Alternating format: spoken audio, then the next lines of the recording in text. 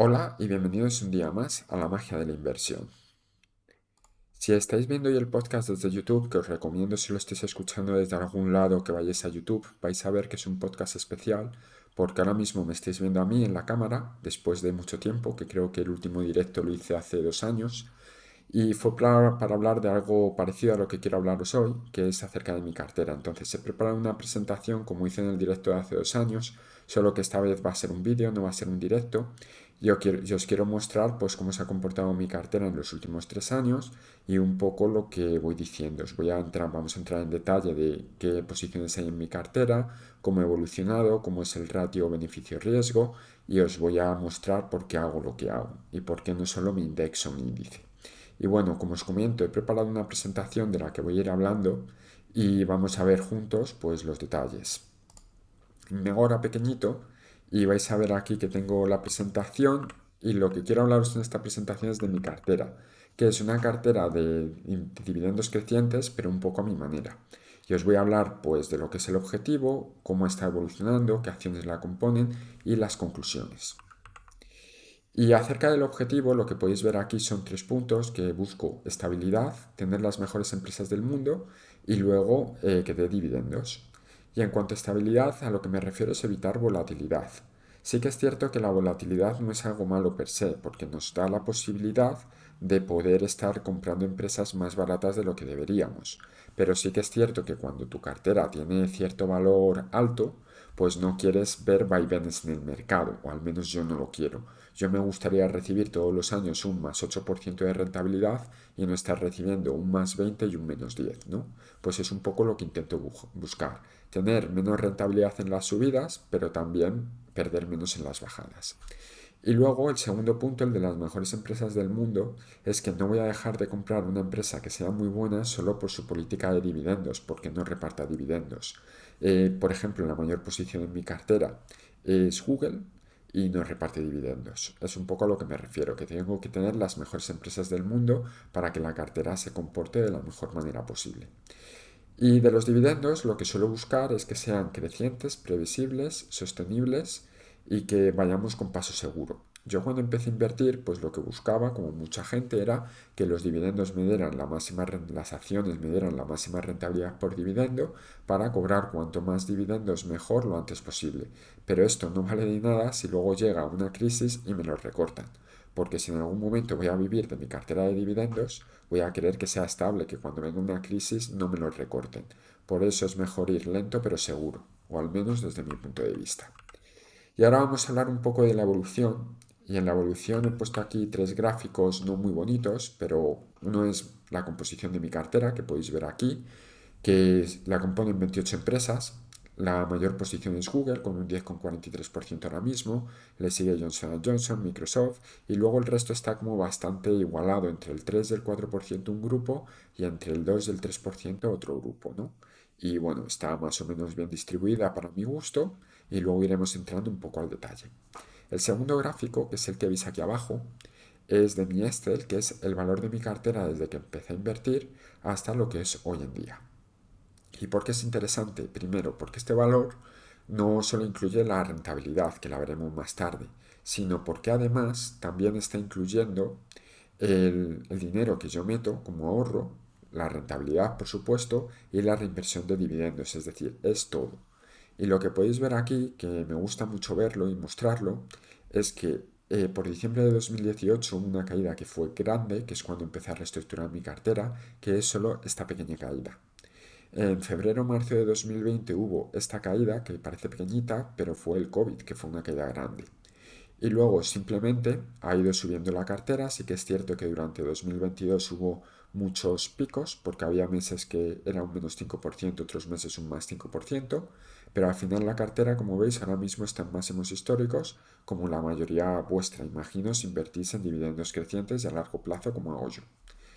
Y luego, por otro lado, lo vamos a ver más grande, pero aquí sería en los últimos 3 años, aunque aquí está mal puesto en la siguiente que os voy a enseñar ahora, sí que son los últimos 3 años. Podéis ver la evolución de mi cartera, la línea azul, respecto al S&P 500 en cuanto a rentabilidad. Si hubiera sido en cuanto a rentabilidad calculada hasta donde sé como fondos, si mi cartera o mi fondo hubiese empezado valiendo 1000, pues ahora valdría esto de aquí que serían casi 1300 creo, ¿vale? Y luego además, pues podéis ver en comparación lo que ha hecho el SPI, que es un ETF del SP500. He cogido este porque es barato, es conocido, es fácil de comprar, pero bueno, para tener simplemente una referencia, ¿no? De cómo se ha ido comportando. Y aquí quiero destacar varias cosas. Como veis, primero he cogido estos 3 años porque es cuando considero que mi cartera está ya completamente formada con la estrategia que quiero. Y además porque pasa algo muy, muy bueno para el SP500. Y es que tiene un año muy bueno que es 2021, un año muy malo que es 2022, un año muy bueno que es 2023. Bien. Y lo que vemos es que en 2021, que es hasta aquí, pues sí, el SP500 lo hizo mejor que yo, porque es año ascendente y cuando el año es positivo siempre lo va a hacer mejor que yo. Pero fijaros, en 2022 mi cartera más o menos se mantuvo en rentabilidad, evidentemente sí que bajó algo. Acabé el año, si no recuerdo mal, en un menos 2,99%, pero el SP500 sí que bajó. Por tanto, aquí la rentabilidad de mi cartera era mucho mayor que el SP500. Y de nuevo volvemos a otro año positivo, donde el SP500 lo hace mejor que mi cartera, lógicamente, como he dicho, años ascendentes lo hace mejor que mi cartera, pero al final hemos acabado más o menos en el mismo punto, quizás un poquito mejor el SP500, pero es irrelevante quien estuviera por encima. Y sobre todo aquí he puesto varios ratios que os quería enseñar, que calcula Interactive Brokers, esto lo saco por cierto de Interactive Brokers, y por un lado tenéis el SERP ratio y por otro el Sortino ratio, que lo que muestra es la rentabilidad respecto al riesgo que se está asumiendo. Como veis, en esto que hemos tenido un año bueno, un año malo, un año bueno, es más o menos el mismo riesgo en cuanto a rentabilidad. Mi cartera un poquito más, un poquito mejor, pero insignificante. Cuanto mayor sea este número, mejor, cuanto más positivo sea, ¿bien? Pero sí podéis ver como el maximum drawdown, que es la máxima caída durante estos 3 años, del SP500 ha sido del 24,5%, es decir, de máximo a mínimo ha caído un 24,5%, y la de mi cartera ha sido del 13,07%. ¿Por qué? Por estas caídas de 2022 que yo he evitado, que era lo que quería hacer. Y ahora lo que he hecho ha sido, me he ido a al año malo, que ha sido 2022, solo para mostraros qué es lo que ha pasado durante este año que fue muy malo, respecto al Sortino ratio y al SERP ratio. Y es que mi cartera sí que ha tenido mejor resultado, bastante mejor, porque este número es menos negativo.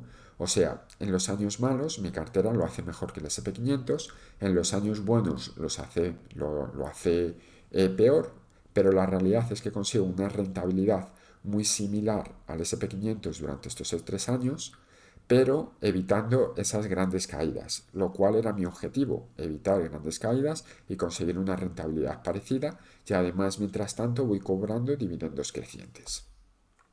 Y luego, para hablar un poco más en detalle de mi cartera, aquí os he vuelto a poner un poquito más grande lo que es mi cartera.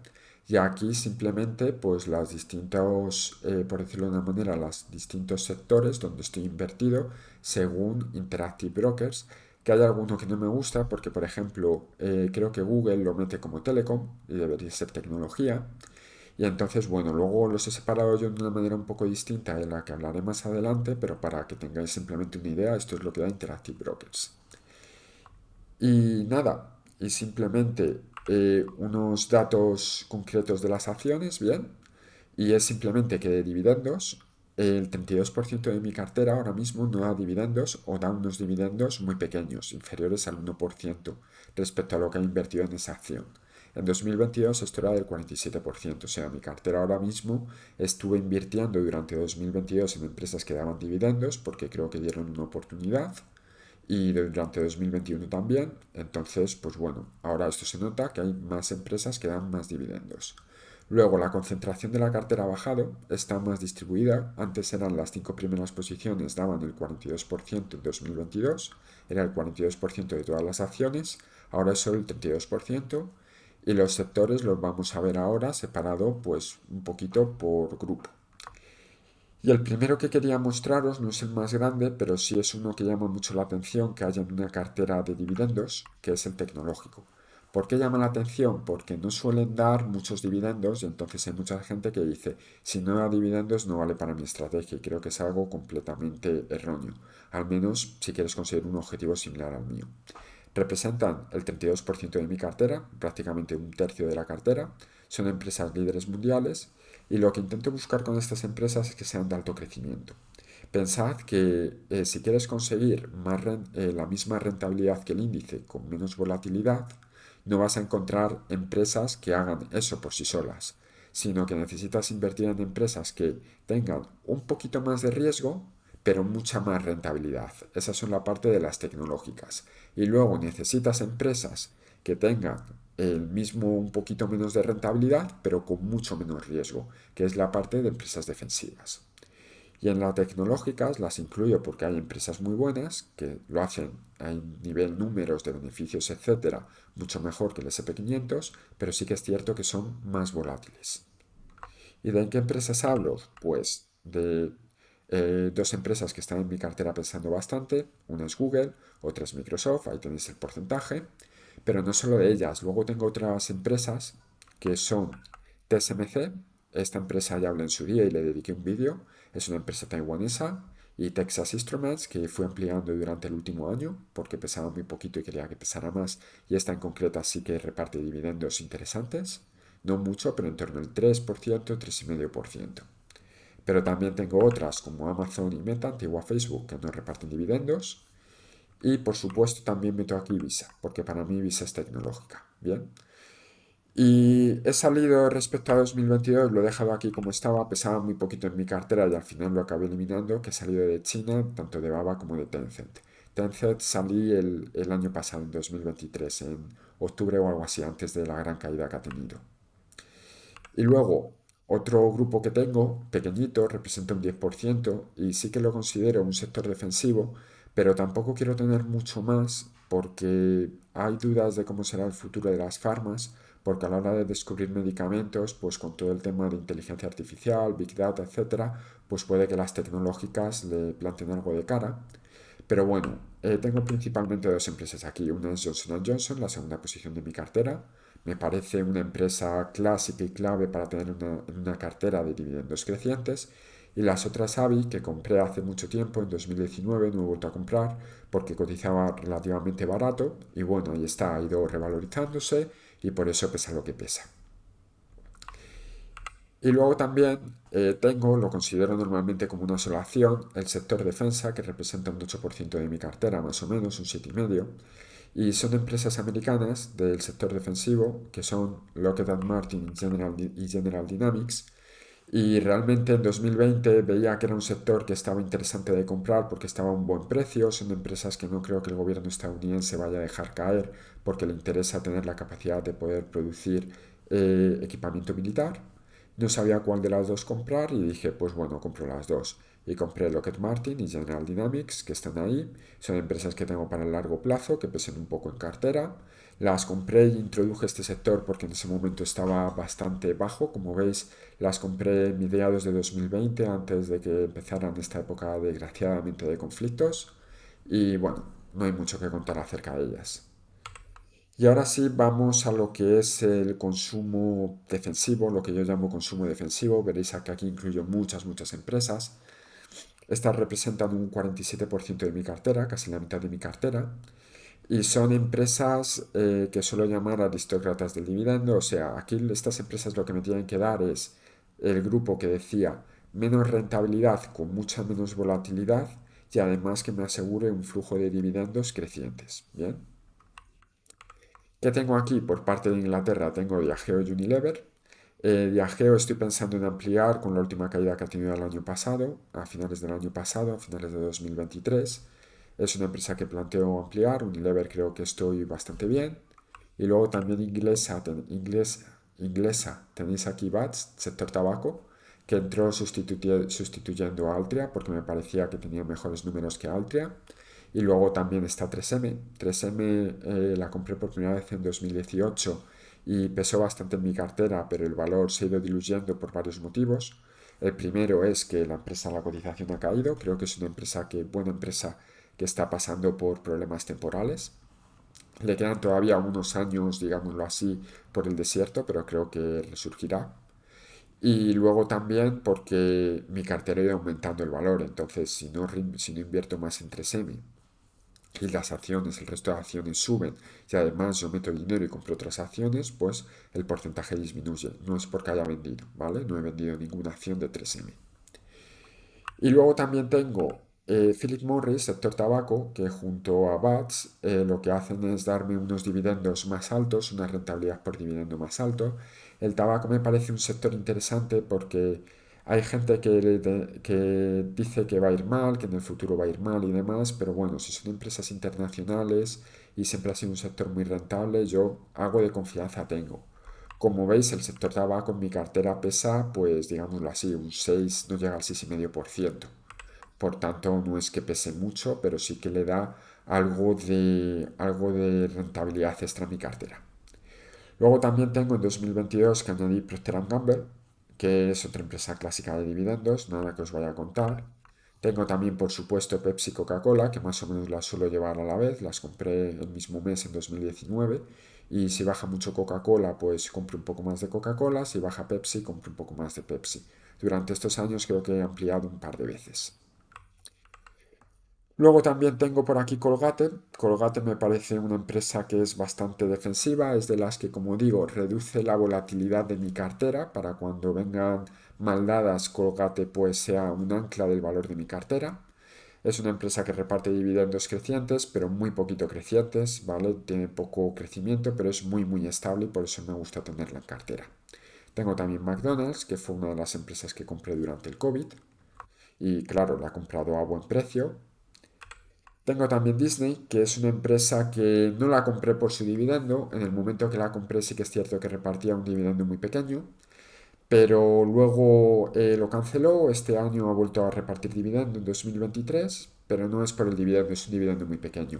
La tengo principalmente porque creo que es la industria de entretenimiento por excelencia. Sí que es cierto que un poco como 3M está pasando por algunos baches, sobre todo por el tema de qué tipo de películas hacen y demás, pero seamos claros, Disney tiene un filón con sus películas Disney, con sus películas de Pixar, con Marvel, con también tiene Star Wars, o sea, básicamente la gran industria del entretenimiento la posee Disney. Y este año, a principio de este año, he comprado, bueno, la semana pasada creo que fue, compré Nestlé, que es otra empresa muy clave de invertir en dividendos crecientes. Sí que es cierto que cotiza en Suiza, por tanto hay que pagar más impuestos, pero lleva repartiendo dividendos crecientes pues desde que se listó en bolsa. Da mucha estabilidad a la cartera y la quería tener en cartera y ahora que ha bajado un poquito, pues he decidido comprar. También el año pasado incluí Louis Vuitton, ahora mismo es la empresa que pesa menos en mi cartera. Quiero ampliar, quiero aprovechar que de nuevo ha bajado un poquito y se está acercando a los 650 euros, ampliar de nuevo. Y también en 2022 compré Costco, que es una empresa que me encanta, siempre digo que es una pena no tener más. Creo que está relativamente caro ahora mismo, la compré más barato de lo que está ahora y creo que compré en torno a $550. Y bueno, es una empresa con un negocio bastante interesante y luego por último tengo también Lowes, que bueno, es tipo Home Depot. Home Depot, digamos, es el líder. Lowes me parece que tiene mejores números y es un sector un poquito distinto. Y la compré de nuevo porque creo que la encontré a buen precio. Como veis, todo este sector, todos son empresas por lo general, si quitamos a lo mejor Disney, que reparten dividendos, como decía antes, estables, previsibles, crecientes, que no me van a dar sorpresas. Las únicas que me podrían a lo mejor en un futuro dar sorpresas serían las de tabaco, pero sorpresas negativas digo, pero sinceramente cuando miro los números fundamentales no veo que sea un dividendo insostenible, ni mucho menos, lo veo bastante sostenible. Por tanto, estas empresas son las que me generan el flujo de dividendos con lo que espero vivir, por decirlo de una manera. Y luego también hay que hablar del sector energía. En su momento, yo cuando empecé a invertir, y empecé a invertir solo en España, tenía mucho del sector energía, porque las empresas españolas pues reparten muchos dividendos, era quien no va a usar electricidad, por decirlo de una manera, era un sector muy cómodo de invertir, fácil de entender, pero bueno, me fui saliendo del sector y ahora mismo solo tengo pues dos empresas. Una de ellas es española, es la empresa que más tiempo llevo en cartera, que es Iberdrola. Llevo muchos años que no compro Iberdrola, lo único que hago es cuando dan dividendo, como tienen el dividendo flexible, lo dejo ahí que me den más acciones. Y por otro lado tengo Enbridge, que sí que es cierto que amplié este año, creo que fue a $32, compro el ADR, por cierto, y el ADR de Estados Unidos. Y bueno, sí que lo veo estable, es otra empresa tipo como tabaco que me da dividendos altos y me parece que, bueno, si comparamos Enbridge y, por ejemplo, un equivalente sería Nagas, Enbridge lo veo mejor, lo veo más diversificado, está en Estados Unidos, Canadá y creo que es bastante estable. Y ahora hablemos de dividendos un poco. Como digo, sostenibles, predecibles y crecientes. Y aquí os he puesto un gráfico que se puede ver la evolución de los dividendos en estos 10 años que llevo invirtiendo, algo más de 10 años. 2024 es estimado, pero sí que creo que van a crecer en torno a un 20%, porque tengo empresas que he comprado durante 2023 que van a repartir dividendos en los primeros meses del año que no cobré el año anterior.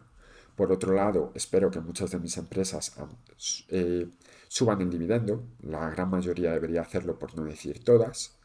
Y luego, por otro lado, con el dinero que yo ahorre, pues lo invertiré en empresas y algunas darán dividendos y todo esto hará pues que ganen más dividendos. Pero esto es simplemente un estimado que tengo hecho de lo que debería ganar más o menos.